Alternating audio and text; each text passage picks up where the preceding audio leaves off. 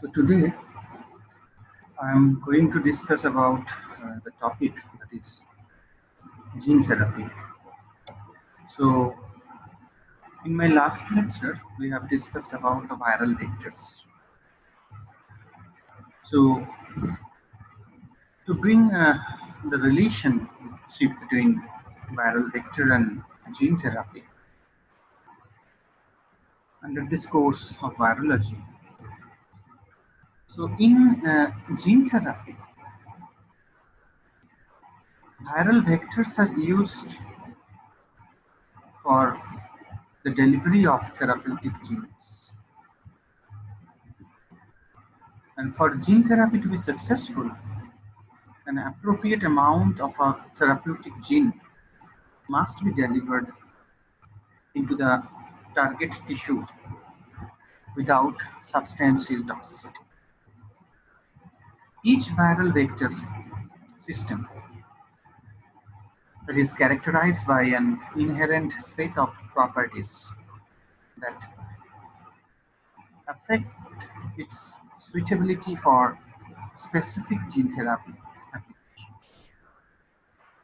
For some disorders, long-term expression from a relatively small proportion of cells would be sufficient. As for example, genetic disorders, where whereas other pathologies might be require high but transient gene expression.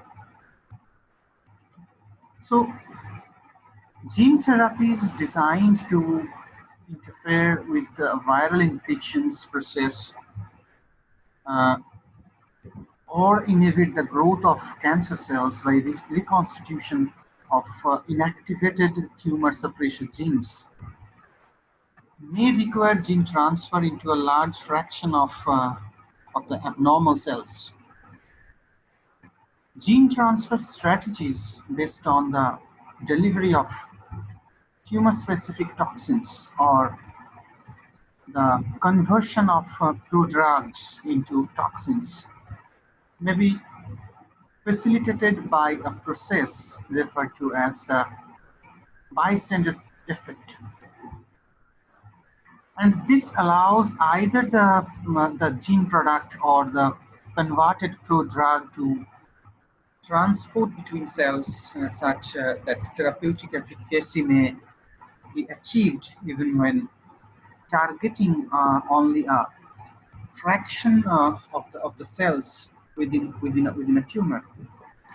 Other gene transfer strategies for cancer based on the induction of immune responses to tumor antigens or the interaction of the tumor vascular supply may require intermediate levels of gene transfer in a cell type specific subset of the cells within or from a tumor. So finally, oncolytic viruses viruses do not contain transgenes but are genetically engineered to allow tumor-specific viral replications, resulting in a cell lysis, and also spread to neighboring malignant cells. So all of these approaches are in or near clinical trials. So in gene therapy, the process, or we can say this is a novel approach to treat, cure, or ultimately prevent a disease by changing the expression of a person's gene. In an alternative way, we can say that to correct a genetic defect by transferring of a functional normal copy of the gene into cells. There are different types of diseases that can be caused by genetic defect. For example, ornithine transcarbamylase, OTC deficiency, the urea cycle bone linked enzyme deficiency, or else in case of hemophilia, that is blood coagulation factor 8 and 9 dysregulated mutations or mediated deficiencies. Or in case of SCID, severe combined immune deficiency, where multiple uh, symptoms can be noticed. Or else in case of muscular dystrophy, in case of cystic fibrosis, in case of sickle cell anemia. So these are the diseases that can be caused by genetic effect, and here we can apply gene therapy treatment. Now, to apply gene therapy for the treatment purpose, we need to consider few factors. These factors should be considered before starting therapy. And what are the factors? The factors are how to deliver the genes or maybe the gene to specific cells, tissues, or into the whole animal. Means we have to identify a novel method of delivery. Next is how much the dose and how long the introduced gene will be expressed there. Also the site and the dose of delivery of genes.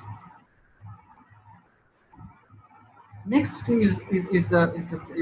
from therapeutic standpoint, we need to consider about whether any kind of adverse immunological consequences appear. Both delivery vehicles, means if we consider virus as a delivery vehicle, and the gene, whether they are causing any adverse immunological consequences, or whether there is any side effect or toxic effect due to administration of this. So we need to focus on this factor. We need to consider this factor when we are going for gene therapy. Now, gene therapy is a stepwise process. First, we have to identify the defective gene in the infected person, and then we have to clone the normal healthy gene that may replace this defective gene after inserting into the host. And after that, we have to identify uh, the target cell or the tissue or the organ where to send, which cells or the tissues to be targeted. And the next step is, the last step is the insertion of the normal functional gene into the host gene.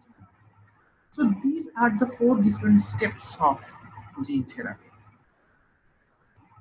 And to complete this therapeutic process, we have to follow a method. First, we have to introduce the functional genes into appropriate cells.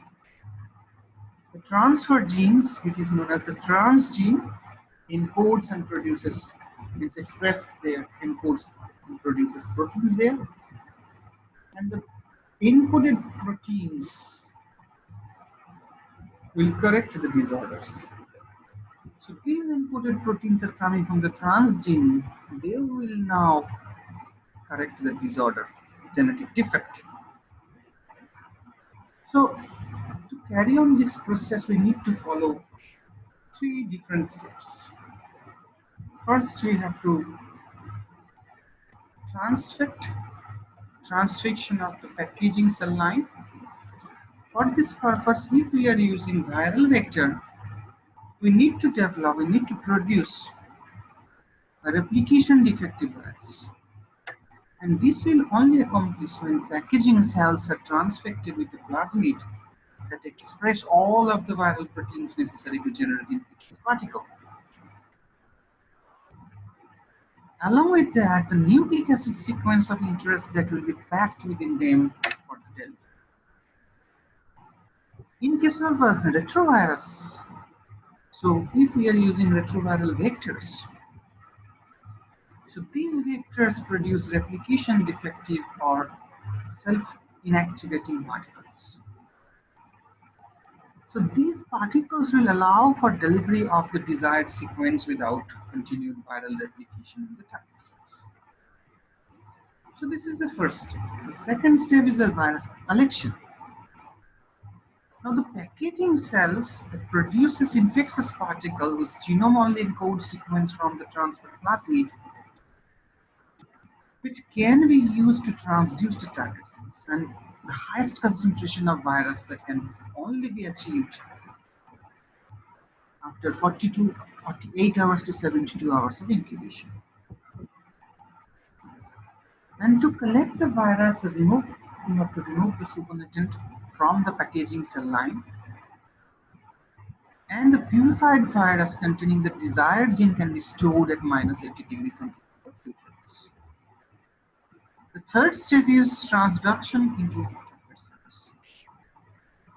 Here, virals envelop glycoproteins, that is the intact glycoprotein. This glycoprotein will interact with the cellular surface receptor and then enters the actively dividing cells via receptor-mediated endocytosis.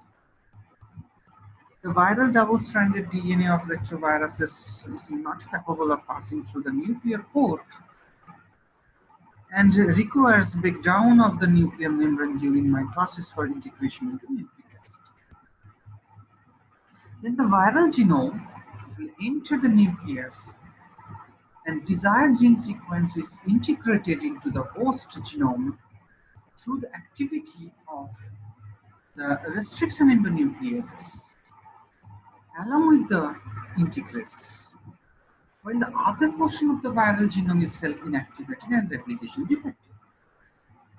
So only the gene that is functional. So it will be integrated into the host genome by the function of the two enzymes, reverse transcriptase and integrase, and the other portion of the viral genome, it is functionless, inactivated and replicated defective form. In some transfer vectors, they also contain some marker gene in the form of fluorescent reporter or drug selection marker. This gene should be included only for the selection of the transducer cell. So whether transfixion, the transduction occurred or not to confirm it. Now what are the methods used for the delivery of gene? There are three different types of methods: physical method, chemical method, and biological method. In physical method, we can use either the parenteral injection or else microinjection, aerosol, gene gun techniques. In case of chemical methods, we can use calcium phosphate for transformation, artificial transformation, DEA, dextran, as well as liposomes.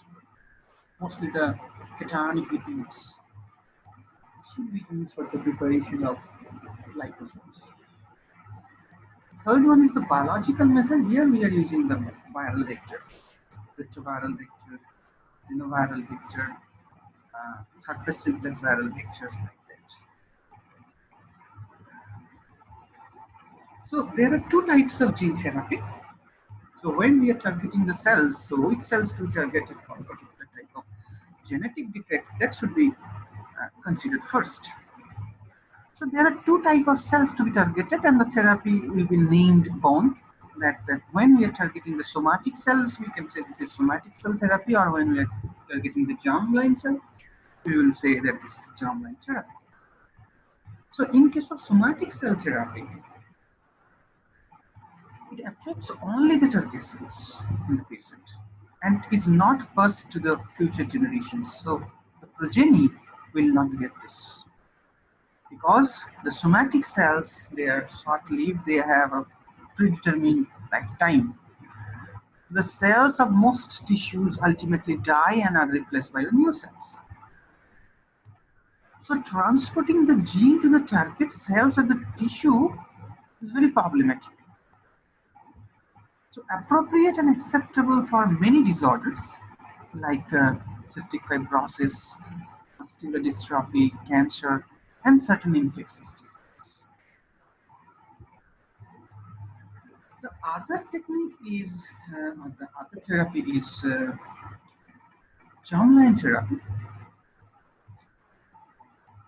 This particular therapy involves the introduction of corrective genes to reproductive cells or zygote. And this particular therapy offers possibly for true care for several diseases. The result is permanent change. Definitely, the result is a permanent change and potential for offspring a permanent therapeutic effect for all who inherit target gene. And this particular therapy should be used possibly for eliminating some diseases from a particular family.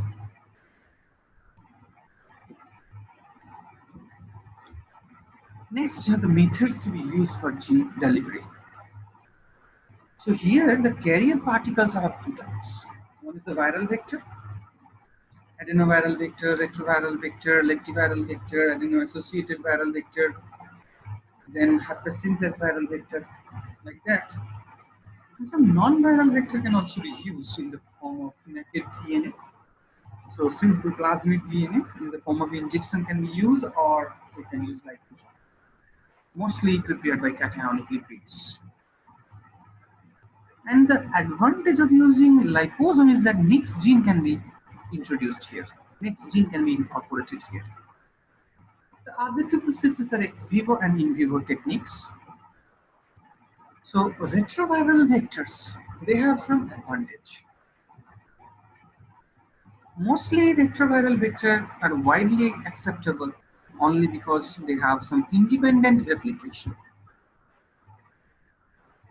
We don't have to use the enzymes, integrase, reverse transcriptase, they have these enzymes. But this particular viral vector should be used in ex vivo therapy, not in vivo therapy. The advantage of using retroviral viruses as in gene therapy is that the chromosomal integration and stable modification of the target cell is high here.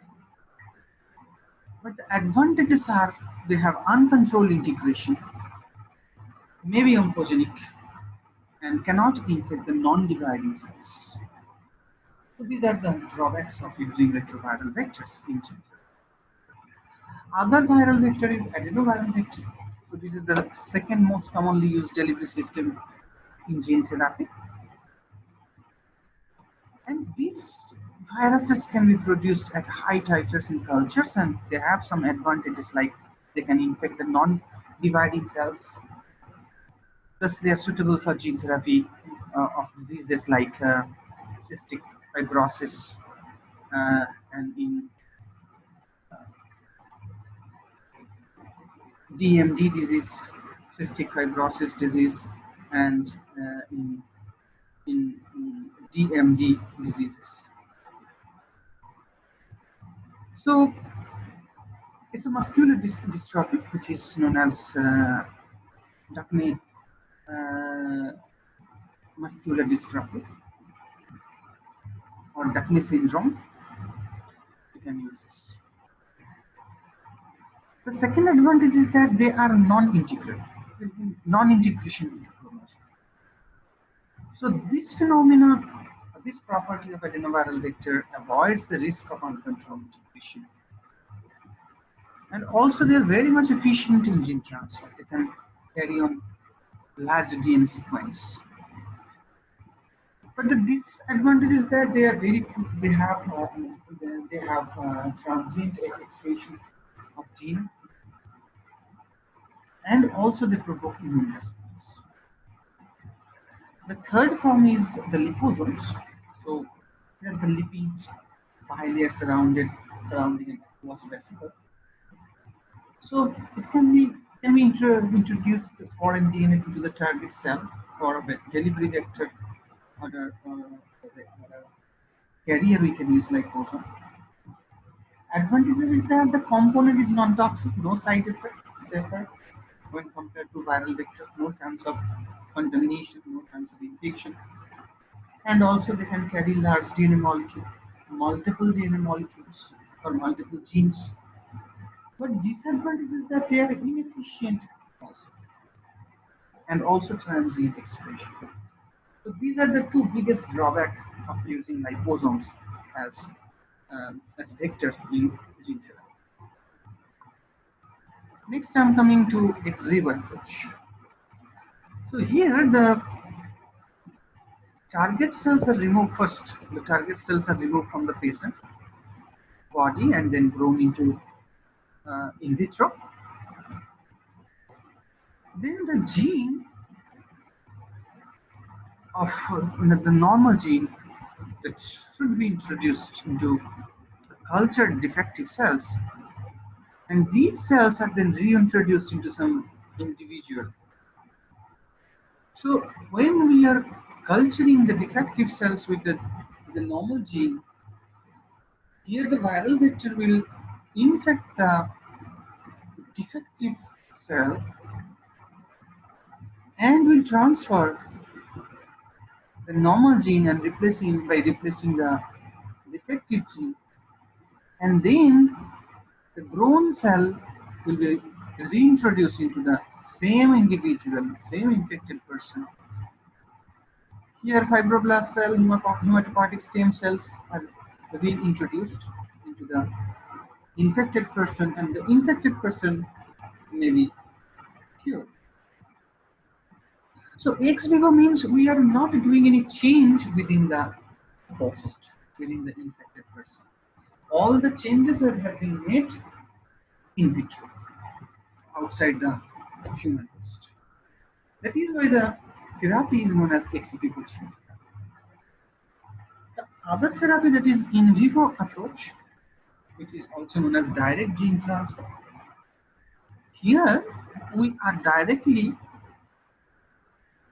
using the clone therapeutic genes into the patient